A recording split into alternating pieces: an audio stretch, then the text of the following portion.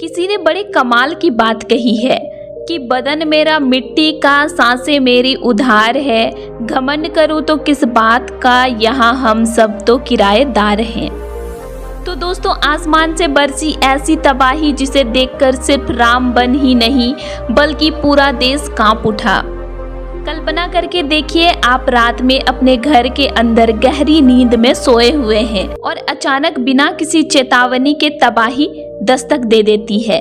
जान बचाना तो बिल्कुल नामुमकिन सा लगने लगता है और जब सुबह का उजाला होता है तो एक झटके में सब कुछ खत्म हुआ दिखता है। तो जम्मू कश्मीर के रामबन में सैकड़ों परिवार पर अब यही बीत रही है। उनका पूरा घर तबाह हो गया है। कुदरत के क्रोध ने कुछ घंटों में ही सब कुछ तबाह कर दिया। जम्मू कश्मीर के रामबन में सिर्फ कुछ ही घंटों में सब कुछ तबाह हो गया। लोगों को कोई उम्मीद ही नहीं थी बचने की, क्योंकि पानी के साथ पत्थरें भी बहते हुए साथ में आ रही थी। ये जम्मू कश्मीर की वो रामबन की कहानी है जो जम्मू से करीब 121 किलोमीटर दूर है और श्रीनगर जाने के लिए रामबन होकर जाना होता है।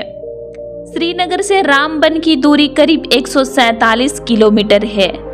यूँ समझिए कि जम्मू का इलाका रामबन में खत्म होता है और रामबन के बाद कश्मीर का इलाका शुरू हो जाता है। तो चलिए अभी आप समझिए कि आखिर रामबन में हुआ क्या।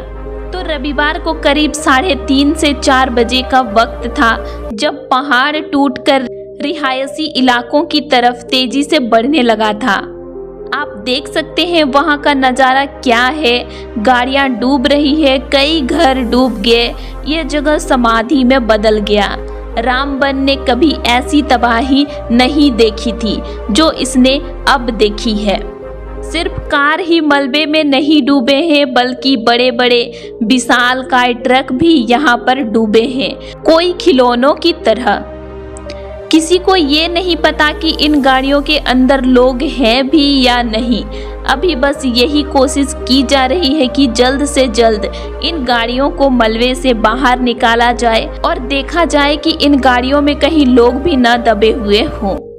रामबन जिले में आई तबाही ने सबसे ज्यादा कोहबाग इलाके में तबाही मचाई है, जहां मलबे की चपेट में आए दर्जनों घर बर्बाद हो गए। सैलाब के साथ बहकर आई मिट्टी ने घरों का ऐसा हाल कर दिया कि कई घरों का तो अस्तित्व ही नहीं मिल पा रहा है कि उनका कपड़ा कहाँ था, उनका बिस्तर कहाँ था, कि बर्तन कहाँ था, उनको कुछ अता पता ही नहीं मिल पा रहा है। लोग मतलब मलबे से निकाल रहे हैं अपने सामानों को, ऐसी स्थिति हो गई है वहाँ पर। लोगों का रो रो कर बुरा हाल हो रहा है।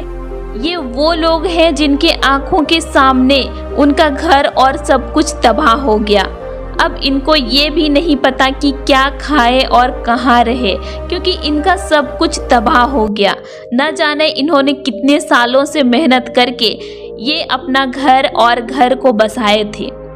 अब पता नहीं उनको ये इतना कुछ करने में और कितने साल लग जाए।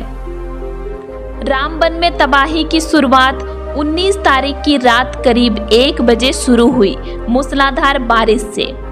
फिर रात 3 बजे के आसपास बारिश ने बाढ़ का रूप ले लिया और 4 बजे तक रामबन का 14 किलोमीटर लंबा इलाका मलबे में तब्दील हो गया था।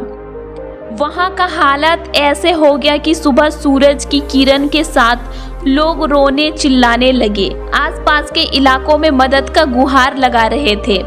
राहत और बचाव काम में सेना जुटी हुई है, लेकिन कई इलाके ऐसे हैं जहां प्रशासन भी पहुंच नहीं पा रही है, क्योंकि रास्ते पूरी तरह से ध्वस्त हो चुके हैं।